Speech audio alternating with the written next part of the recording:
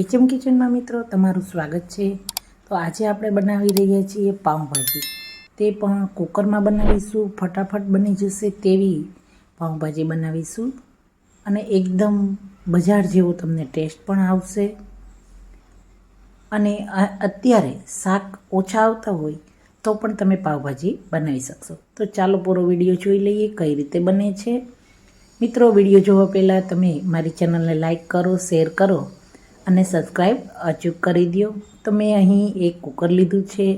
તે કુકરની અંદર 2 થી 3 ચમચી બટર લીધું અને બટર બળે નહીં તેની માટે મેં 2 ચમચી તેલ એડ કર્યું છે। હવે બટર મેલ્ટ થઈ જાય અને તેલ થોડું ગરમ થાય ત્યાં સુધી તેને ધીમા ગેસ ઉપર રાખીશું। હવે બટર મેલ્ટ થવા લાગ્યું છે તેની સાથે સાથે મેં 2 લીલા મરચાં, પછી આદું ખમણીને અને ડુંગળી, લસણ એડ કરી દીધા છે। એકદમ સરસ રીતે મિક્સ કરી અને ચલાવતું જવાનું છે જેથી ડુંગળી સરસ ચડી જાય। ખૂબ જ સહેલી રીતે અને ફટાફટ રીતે પાઉંભાજી તૈયાર થઈ જશે। એકવાર આ રીતે બનાવશો તો તમે ઘરે વારંવાર આ રીતની પાઉંભાજી બનાવશો। ત્યારબાદ તેની અંદર 1 વાટકી જેટલા ટમેટાં એડ કરી દેવાના છે। તેને પણ સરસ મિક્સ કરી લેવાના છે। હવે આ મિશ્રણ બધું એકદમ સરસ સોફ્ટ થઈ જાય ત્યાં સુધી તેને કુકરને એમનેમ જ બંધ કરી ઢાંકવાનું છે। પૂરેપૂરું કુકર બંધ નથી કરવાનું, ખાલી ઢાંકણથી તેને ઢાંકી દેવાનું છે જેથી ડુંગળી ટમેટાં એકદમ સોફ્ટ તૈયાર થઈ જાય। ઢાંકવાથી અંદર વરાળ આવશે અને વરાળથી જે પણ વેજીટેબલ છે તે સરસ એકદમ ચડવા લાગશે। તો તમે જોઈ શકો છો કે ડુંગળીનો કલર પણ ચેન્જ થઈ ગયો છે અને ટમેટાં ઘણા નરમ થઈ ગયા છે। ફરી એકવાર કુકરના ઢાંકણને ઢાંકી દઈએ અને 1 મિનિટ પછી ફરીથી ચેક કરી લેશું।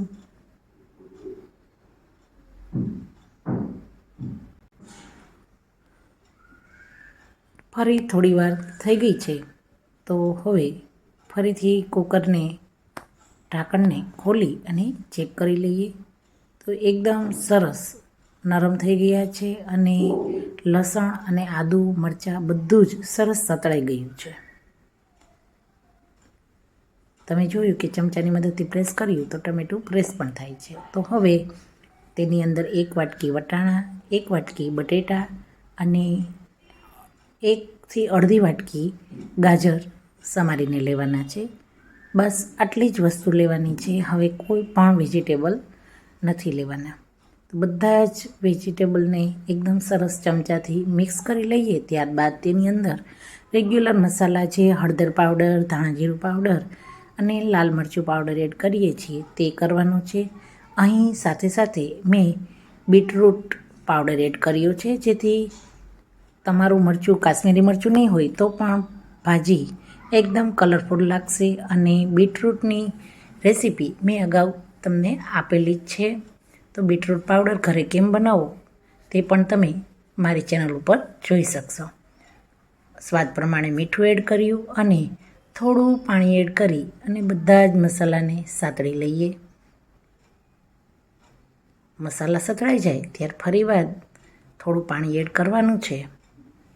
આ રીતે તમે જોઈ શકો છો શાકની અંદર પાણી હોય તેવું લાગે છે। ત્યારબાદ કુકરના ઢાંકણને પૂરેપૂરું ઢાંકી અને 2 વિસલ આવવા દેવાની। તો 2 વિસલ આવી ગયા બાદ મારું કુકર ઠરી ગયું અને ખોલીને બતાવું તો એકદમ સરસ વેજીટેબલ બધું જ ચડી ગયું છે।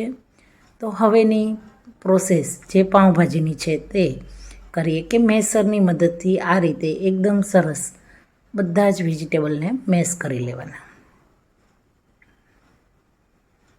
આ રીતે તમે મેશ કરી લેશો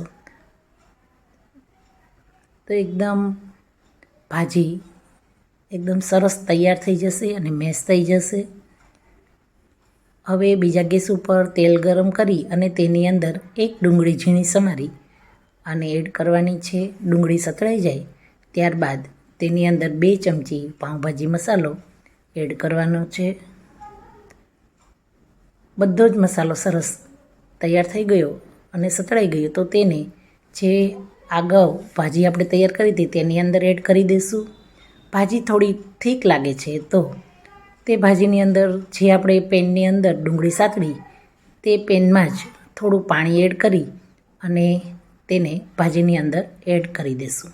અહીં પાણી થોડું ગરમ એડ કરવાનું, ઠંડુ પાણી એડ નહીં કરવાનું. ઠંડુ પાણી એડ કરશો તો ભાજીને ફરીથી પ્રોસેસ કરતાં થોડી વાર લાગશે, માટે થોડું ગરમ પાણી એડ કરવાનું અને ફરીથી ઉપર ખાલી ઢાંકણું જે પહેલાં આપણે એમનેમ ઢાંક્યું હતું તેવી રીતે ઢાંકવાનું. તો આ રીતે તમે ઢાંકણને હટાવશો તો તેલ બધું જ ઉપર આવી ગયું તેવું દેખાશે તમને અને ભાજી એકદમ સરસ અને પરફેક્ટ તૈયાર થશે. તો ભાજી તૈયાર થઈ ગઈ તો ભાજી સાથે પાવ પણ જોશે. તો ચાલો પાવ પણ બજારમાં મળે છે તેવા તૈયાર કરીએ. તો એક તવા ઉપર બટર લીધું છે. બટર ઉપર થોડી ભાજી એડ કરીશું જે બનાવીને રાખી તેની અંદર 2 પાવને આ રીતે એકદમ સરસ મસાલામાં રગદોળી અને બંને સાઈડ સરસ તળાઈ જાય ત્યાં સુધી તેને તળી લેશું. મસાલા પાવ તૈયાર થતા હોય તે જ રીતના પાવ તૈયાર થઈ જશે.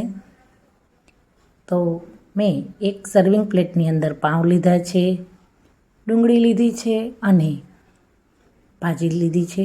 તો આટલી જલ્દી મારી પાઉંભાજીની ભાજી તૈયાર થઈ ગઈ છે. તો તમને આ આઈડિયા કેવો લાગ્યો તે પણ મારી સાથે તમે જરૂર શેર કરો.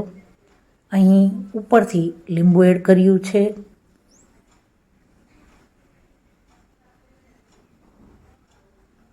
ફરી આવા નવા આઈડિયા સાથે HM કિચનમાં મળીશું મિત્રો. Thank you.